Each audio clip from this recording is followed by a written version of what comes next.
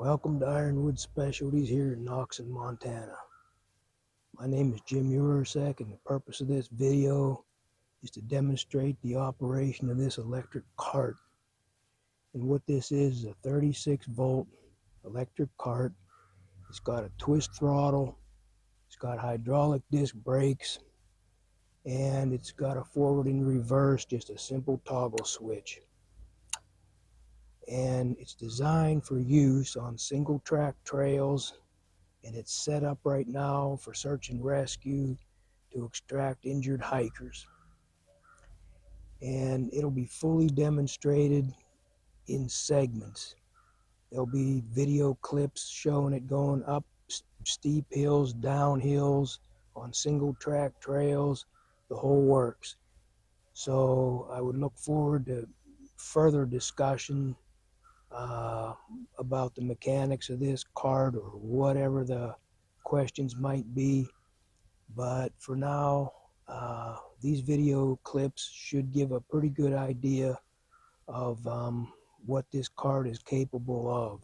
So anyway, that's it for now, and thank you very much for your time.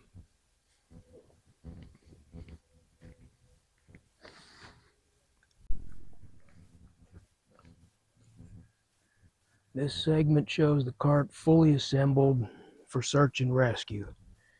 It has a removable lid, removable side plates, and a removable grab bar on the end. And this grab bar is very important to attach a rope to it for when you're going down a hill. Just hook that rope to the end of the grab bar with some knots in it, maybe a little bigger diameter rope than this, kind of like a tug-of-war rope, and have the entire crew hanging on to it, say 5 or 6 people, just in case the operator slips when he's going down a hill. The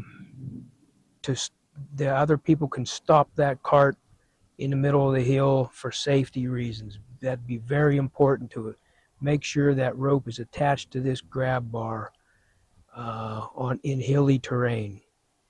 So anyway, the grab bar comes right loose, just with these T-bolts. There's one on each side, and they just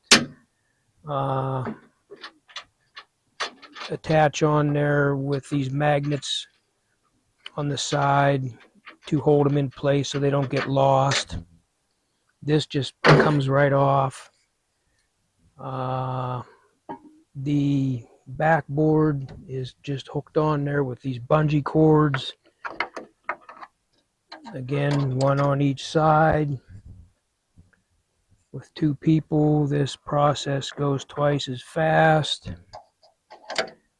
but it's not a complicated process anyway. The backboards can slide right out if need be. Goes right in there on top of that pad, which is a neoprene 1-inch thick padding.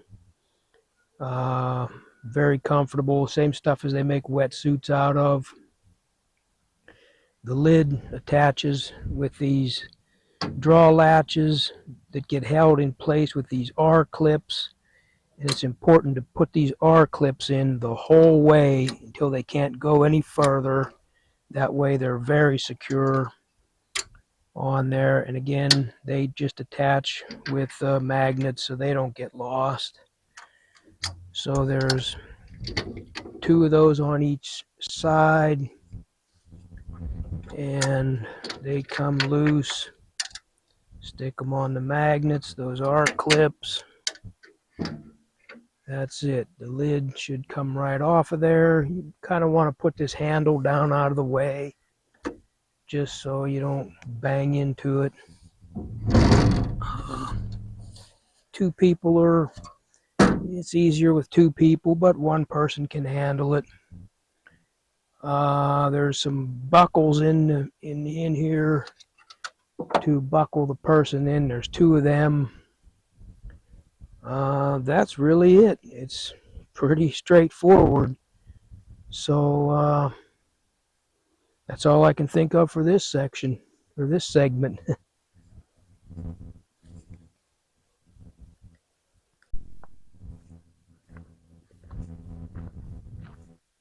This segment is on hilly terrain, and I've got 200 pounds of sandbags in here right now, and I had 250 pounds of sandbags in there previously. And when I got to that little flat spot, those motor wires were starting to warm up. In fact, they got a little bit hot. So I'm going to try this 200 pounds right now and see how that reacts. Turn the switch on, put it in forward, release the brake.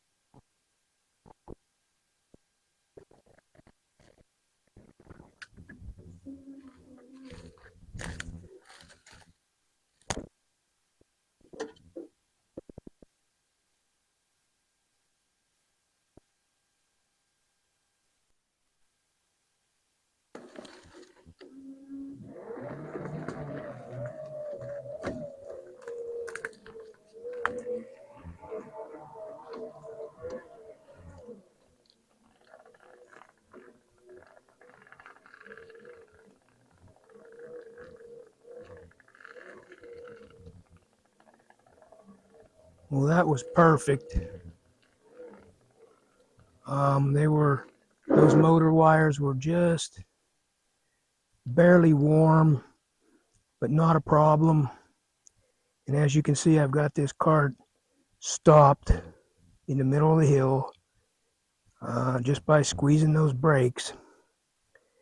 And if you wanted to, you could turn these tires at a 90-degree angle and keep your brake on and lock it in position. It'll squeak a little, but it can't go anywhere. It'll stay right there. But some wheel chocks to throw under those back tires would be very nice. And I'm going to make some out of aluminum and mount them on here somewhere, which would be handy to grab and stick under those tires just in case. So anyway, turn the wheels back straight, release the brake. It's in reverse, and it'll slowly creep back down the hill without even any brakes on. And that's really nice. And that's a function of the controller. It's built in. Very nice. And it'll operate the same way in forward or reverse. Nice and easy down the hill. Put the brakes back on. It's a good idea to keep that switch on. I usually get in the habit of turning it off, but you want to keep it on if you're on any kind of a hill, because that's what activates that controller, which in turn activates that braking effect. So that's pretty simple there. Anyway, that's kind of the whole thing on hills, and that's how you tell. Is just by touching the top of those motor wires. If they're starting to get hot, if they're really hot, then you're definitely doing something wrong. But don't grab them real tight, because you could get burnt. They could be that hot. So right now they were just barely warm, not even really. So the other thing is, when you're on hills, you want to have enough people to to physically be able to stop that cart, either forward going up a hill, you want people standing back here grabbing onto it to make sure that if the operator slips and loses control, that there'll be plenty enough people to physically be able to stop that cart. Or coming the other way, coming downhill forward, they have a rope tied onto it, onto that grab bar that's on here sometimes. It's not on here right now, but there's a grab bar that bolts onto here. It's a very secure place to attach a rope to it, have enough people ready to stop that cart if need be, if the operator loses control. So that's very important. That would have to be practiced to get used to doing that. And so safety is extremely important on hills, especially because hills are the most dangerous terrain. So anyway, that's all I can think of for now. So that's it for now.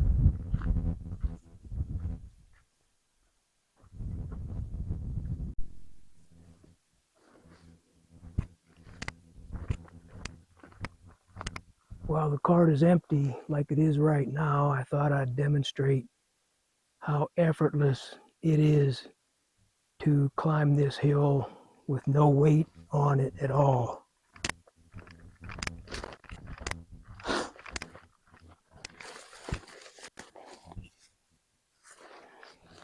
Switch is on, it's in forward.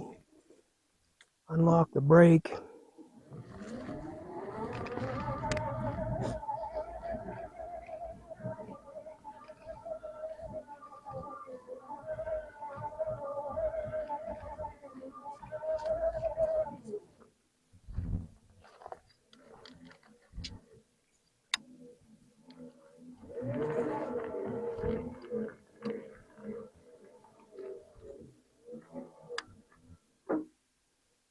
Put the brake on and turn these wheels at a 90-degree angle. That way that'll prevent rollback. But anyway, with no weight on this cart, it's sort of a dream to run. In fact, I like to lean back on it a little and get a free push up the hill. So anyway, that's it for now.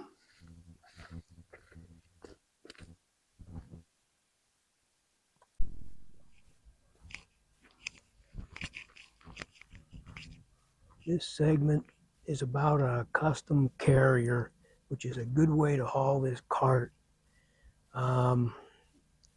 Right now, it's secured with the front axle attached to the bottom of the carrier, and it has rods going across here to hook your hooks into it, and then up over the axle, and then I like to tie it right to this end gate right here, just to make sure that this front end is good and solid. It won't wiggle. Then this is another thing that's, if you're not hauling it with a carrier, if you're in the back of your pickup truck, this is a steering lock, but you don't need this when you're hauling it on this carrier because the steering is automatically locked when you secure it by the front axle like this. This handlebar is also secured with this draw latch. You just put your handlebar up and hook it right on here like that, and then it can't come loose. That's very important. Otherwise, that handlebar will fall down. So make sure that draw latch is secure on there. So these ramps, all they do is just slide right in to the carrier. They just go right in there. You gotta be careful you don't pinch your fingers, but they'll slide right in, and then they get pinned with that pin, and then don't forget to put these clips on the bottom here so that pins don't fall out. And then there's also 2 more securing points or anchor points with those blue ratchet straps that will anchor the cart down in 2 more places. So you always want to make sure this thing is secure on this carrier.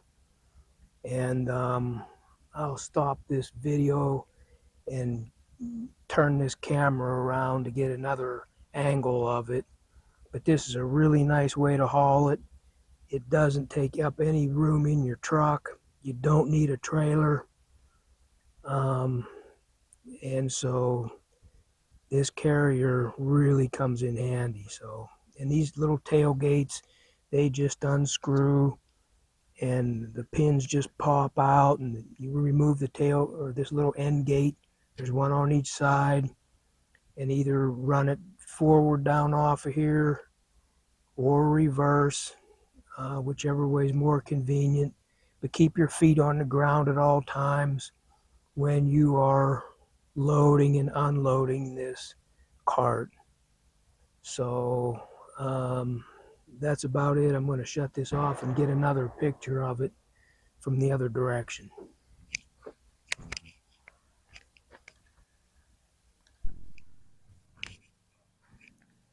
Well, here we are back on this carrier.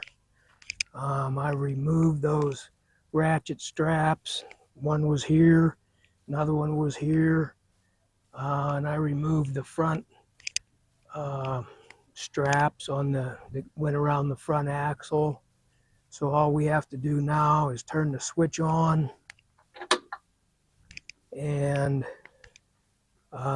get this released, this draw latch. The handle will come down.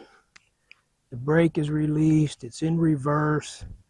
So all we're going to do is back this thing down off of here.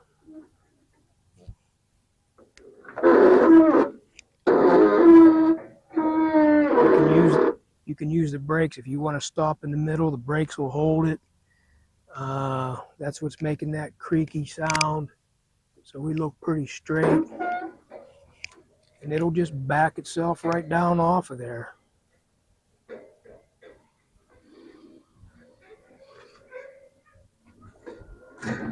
That's it. It's down. Little throttle.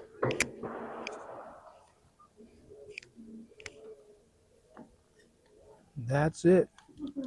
So, and forward, same way. So, pretty simple, really. That's must have moved out of the frame. Anyway, that's the whole concept of this carrier. So that's it for now.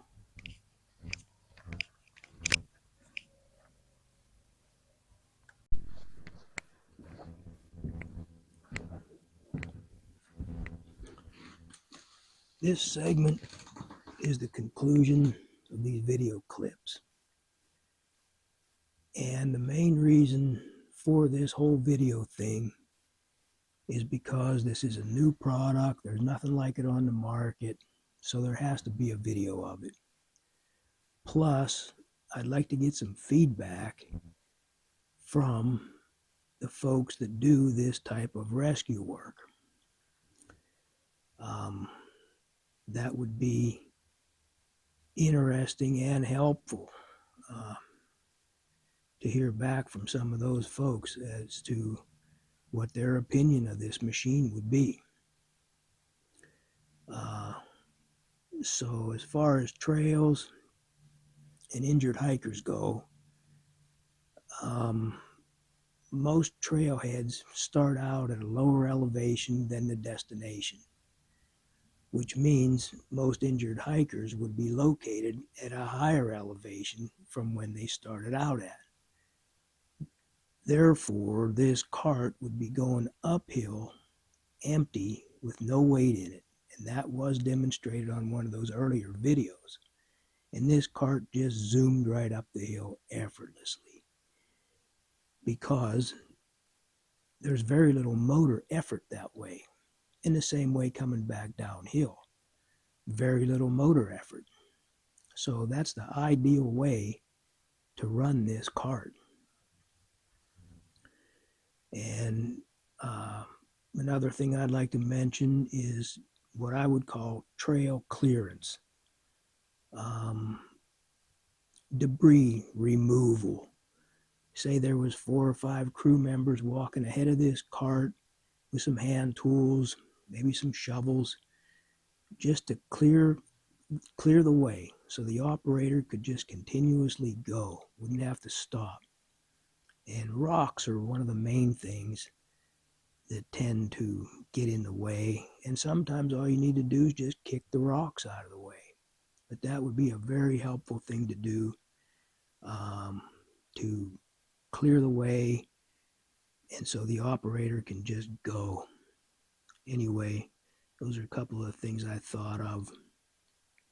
But again, I hope I accomplished the mission of explaining the basic operation of this cart, and I would look forward to hearing back on some feedback uh, on this cart as far as opinions go.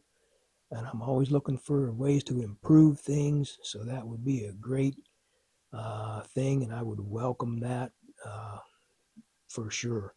So anyway, thanks again for your time, and that's it.